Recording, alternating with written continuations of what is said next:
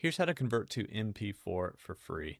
So the MP4 video file type, if you've got other file types like MOV, you can just drag and drop it into this file converter that I created. You can find the link in the description down below to use it for free. It's called ConvertSave. And basically you drag and drop video files in, go find MP4 and hit convert. It's going to convert it to MP4. I was pretty sick of uploading my stuff to random websites and having to Google all these conversions and then upload and download stuff to sites I don't even trust. And so I talked to my brother, who's a software developer, and we created this app called ConvertSave, which is an image, video, audio file converter for Mac and Windows, and it actually converts offline. So no uploading, no downloading, works right on your desktop. And so drag and drop, convert.